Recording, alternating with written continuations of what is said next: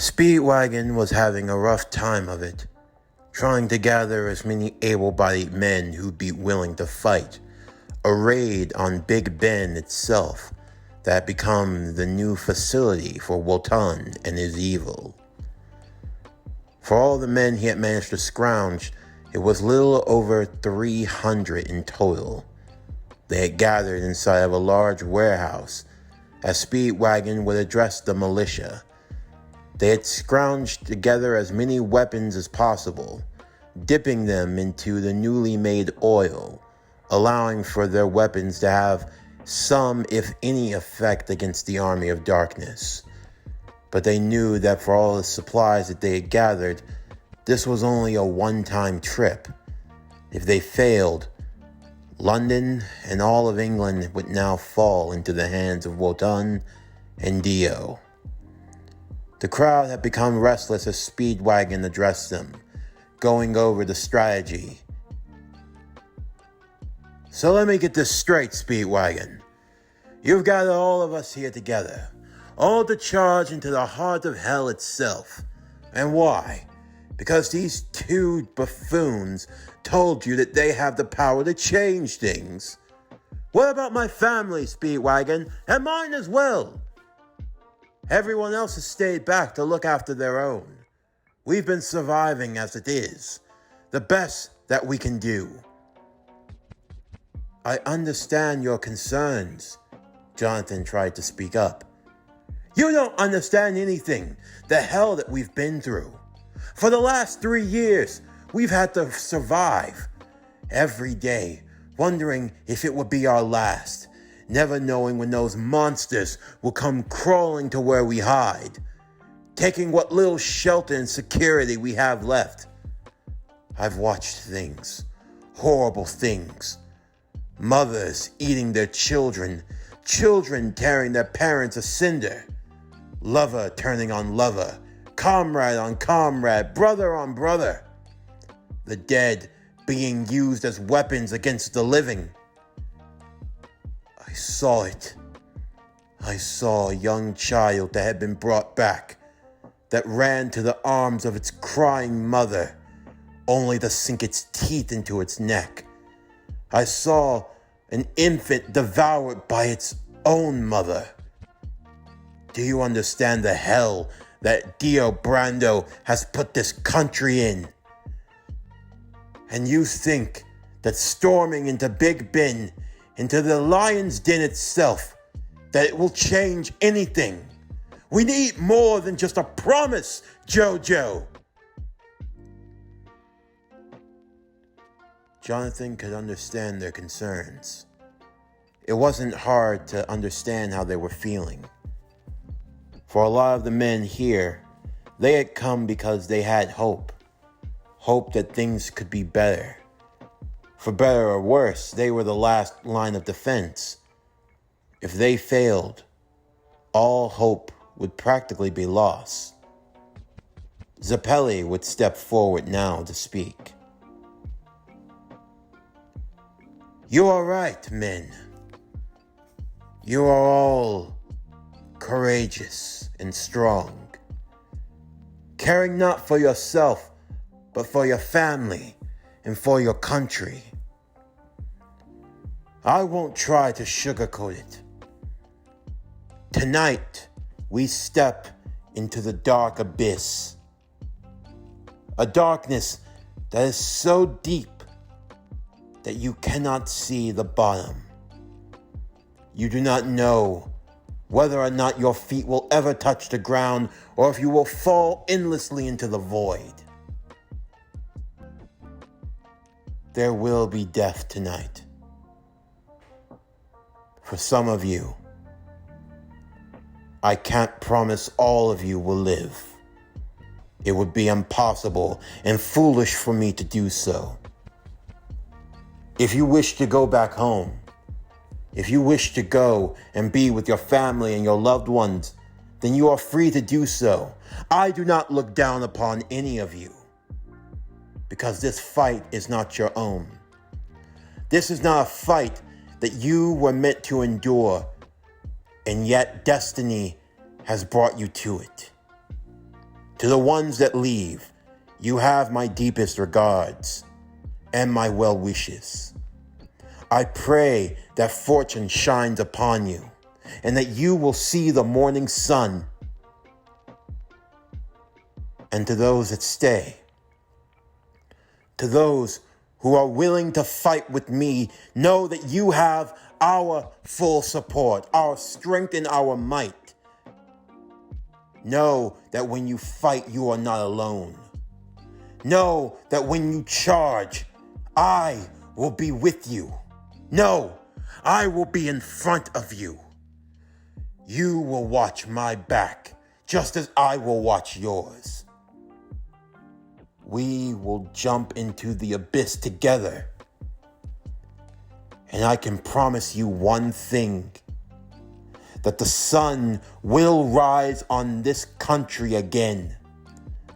That your families will see the light. And for those who have been lost, they will be avenged. We will purify the land of evil. Dio, Wotan, they will pay for their crimes.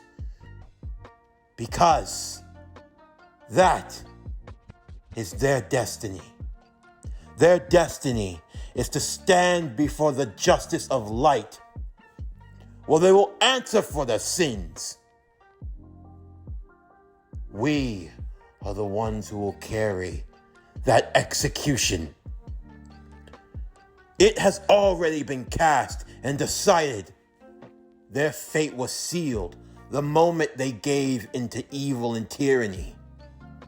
Because wherever there is darkness, light will shine to meet it. So to the warriors who stand with us, to the ones who fight with us, I ask you now to let your heart be set ablaze and forge a trail of fire that will consume the darkness and lead to a brighter tomorrow. Now I ask, who will fight with us? Zepelli's speech rang true in the hearts of the men that fought with Speedwagon, to the ones that had survived the turmoil of the last 3 years. They felt their spirit revigored, renewed. The sun would rise again. Even if they did not live to see it, they saw it in their hearts. And for them, that was enough. As nightfall would come, Wotan stood atop of Big Ben. This had been the central focus of his magic. The power of Haman, the power of breathing, imitating the power of light. There was also the inverse, the power of darkness, negativity. Evil is more than just an action. It's more than just a feeling. Evil is life. Life given form of negativity itself. The more you breathe of negativity into the air, the stronger it becomes. So strong that the darkness can choke out the light. Wotan had a long and arduous history. A history that tied all the way back to the early days of man. But even in those times, there were always warriors of the light. Wotan had clashed with them throughout all the generations. Many artifacts lost, but few that remained. Among them, the stone mask. That was his own signature touch. Those who wore and possessed the stone mask, those who were affected by those who used the mask, they became minions under his control. Wotan believed in many things, and in the art of war, You let those beneath you do all the work. The simple fact of the matter is, man is always disposed to evil. They can't help themselves.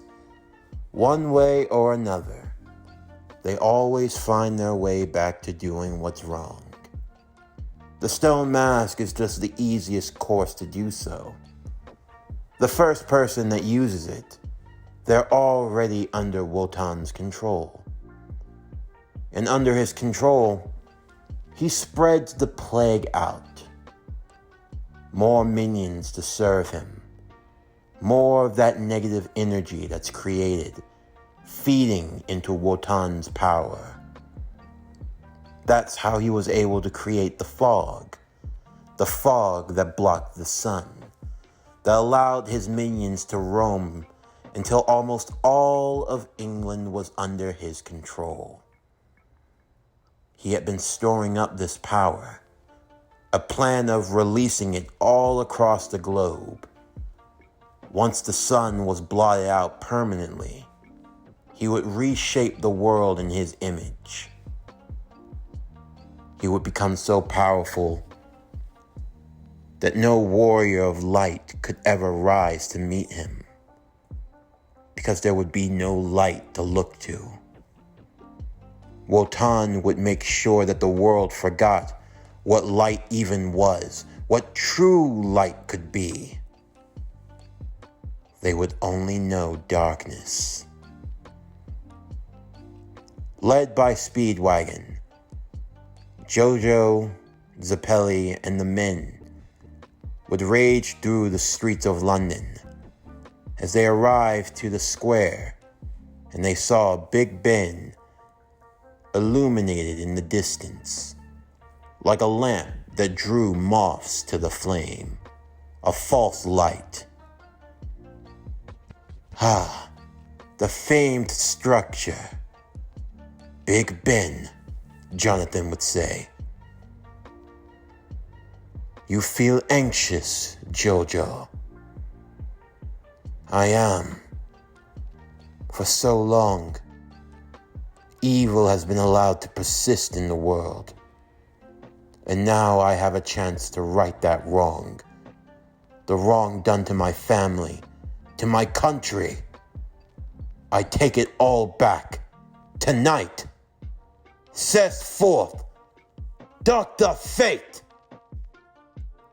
Jonathan would don the helmet of fate, his eyes aglow, the power of Haman shining brightly through him. Wotan could feel this imminent light, a power he had not felt in a long time, but it was as familiar to him now as it was almost 1,000 years ago. Nabu. So you've finally chosen a champion. Now of all times. Very well. We should finish what we started.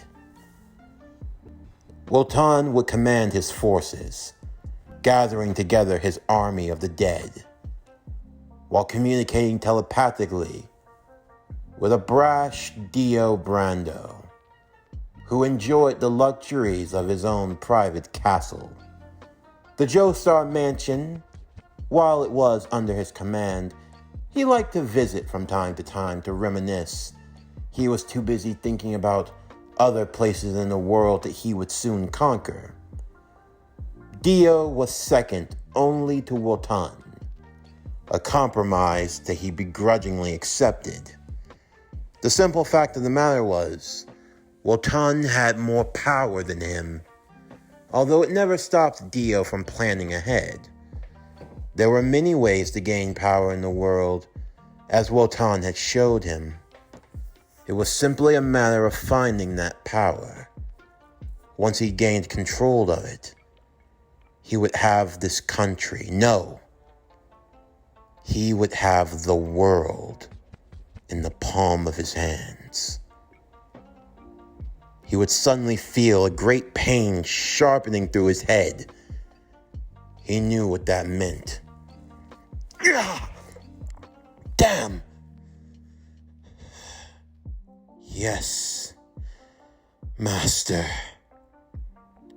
Do you not feel that presence, Dio? Surely you cannot be so lackadaisical as to not sense the presence of light. I don't waste time with your petty, fabled tales of light. These so-called warriors, Haman or whatever you speak of, they can't be that powerful, not enough to overcome us. Overcome you, maybe. They seem to be making their way to my quarters. And do you not have enough faith in your abilities, Master? Perhaps in all this time you have grown soft in your... You would be wise to remember who you're speaking to, Brando.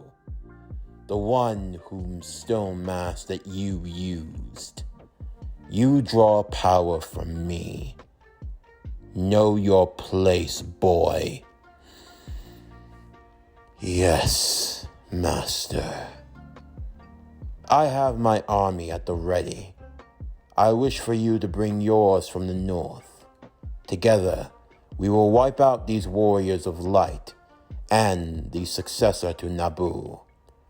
Once I claim the helmet of fate, having it in my possession, I will seal it off, and no more will he be able to conjure any new warriors to stop me. I plan to bring this battle of light and dark to an end. You have your orders. Now follow them. The communication would cut off. Dio simply rolled his eyes. He couldn't even speak out. All he could do was think in his own heart. You have pushed me around long enough, Wotan. Continue to think that you are in charge, that you are the one pulling the strings. No, that is far from the case. I may listen to you, but it is only temporary. Our alliance, when it is all said and done, I will be the master of darkness, not you. Dio would then gather his forces, ready for them to converge at Big Ben. Whoever these so-called warriors of light, Nabu's successor, whoever that Wotan was speaking of, they would be swiftly dealt with. No need to worry. But perhaps this could all be played to his advantage. Dio would be bringing his forces, but they weren't going to jump into the fight immediately. He wanted to see how things would play out, to see if there would be an opportunity to strike. All the while, JoJo and the rebel forces waited. Speedwagon had a special gift in mind, but they had to wait for the right opportunity to strike.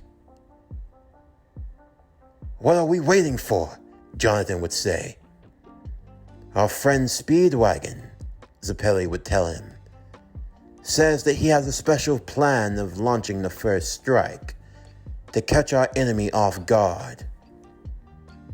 It's nothing special, just something I've been storing up for a while now.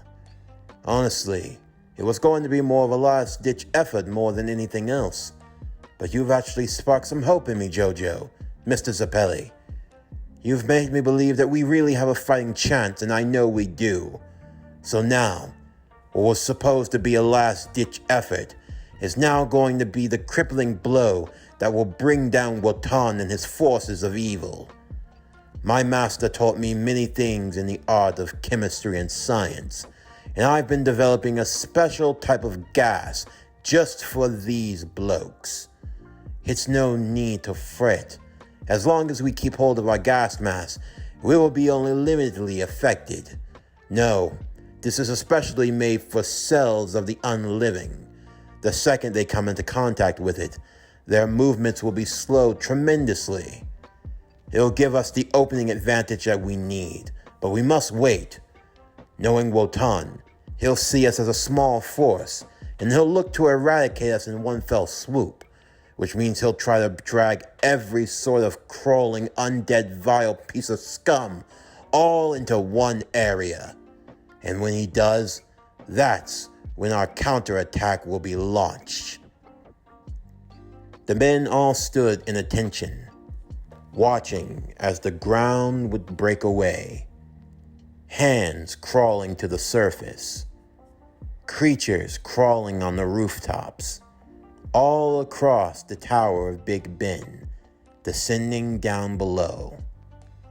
An army of almost 1,000, or maybe 2,000 or 3, all of them vile, oozing off an evil aura.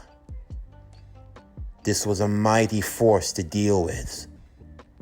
Even for Jonathan, he questioned if he'd even have enough power to face a fraction of a force like this. Zepelli looked on stoically, not breaking away for a moment. "Mr. Speedwagon," Jonathan would ask, "are you sure about this?" "I'm positive, JoJo. My men should be getting into place right about now. All we have to do is wait. Wait for the signal." "The signal?" They would hear a shot in the air. Then 2. Then 3. 4. 5. What do these gunshots mean? 6. 7. 8. 9. 10. All right. Men, steel your hearts. Strength your resolve. Tonight, we rage! With that, Speedwagon would fire off a shot from his own gun. It shot off a smoke signal of sorts, as a yellow powdered dust would enter into the air. They heard something falling, what appeared to be massive. They watched as the undead army in question began to rage forward. Speedwagon would tell them to hold the line, to wait. They waited, before eventually large smoke would begin to appear amongst the army of the dead, a yellow-like powder. "That's it! That's the knockout gas!" "So that's what you were signaling for then," Zepelli would say. "It was supposed to be used as our last-ditch effort, a way to fend off some large impending force if we were ever cornered like rats in a cage, believing that we had no way out. But now our weapon can be used as a trump card, as a way of drawing first blood. Now is the time for us to strike. Then allow me to get our festivities started then," JoJo would say. He would summon a great deal of Haman, along with Zepelli.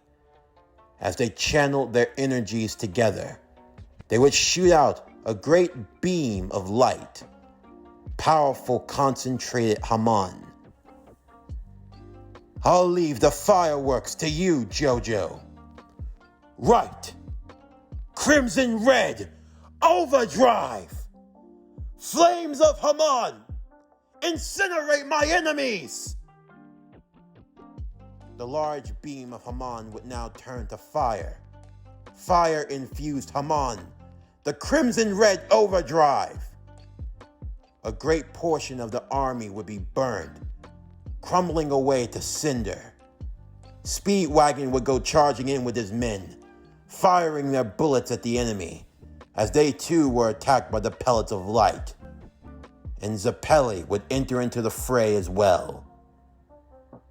The final battle had now commenced. The battle between light and darkness. Wotan would watch from the pillar of Big Ben. His worst fears had become realized. Naboo had indeed chosen a new warrior, but not just anyone. Dio smugly waited with his forces at his castle. He didn't plan on making a move until absolutely necessary, but all of that was about to change. What is keeping you, Dio? Make your way here at once. I am moving about, Master. My men are nearly in position and there is no time for that. You need to hurry now. It seems a ghost from your past has resurfaced. A ghost from my past. The boy that you betrayed in the tomb. He lives. What? No. It can't. Wotan would connect his vision to Dio's, allowing for him to see what was happening for himself. The one dressed in gold. That is he. Jonathan Joestar has returned. No.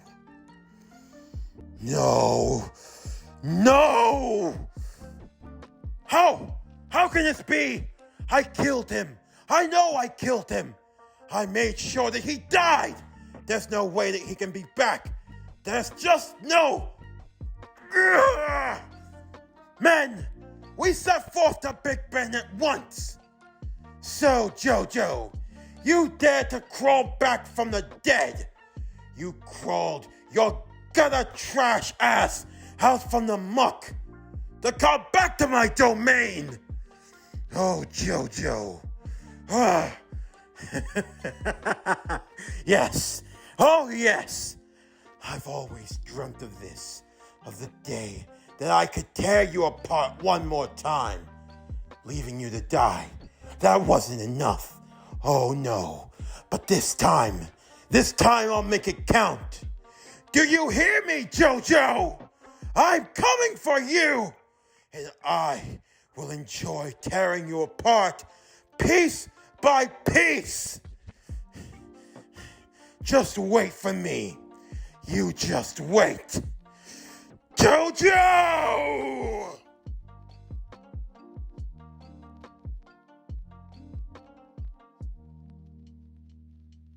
This concludes JoJo's Bizarre Adventure, The Star of Fate. What if Jonathan Joestar was Dr. Fate? Season 1, Part 4.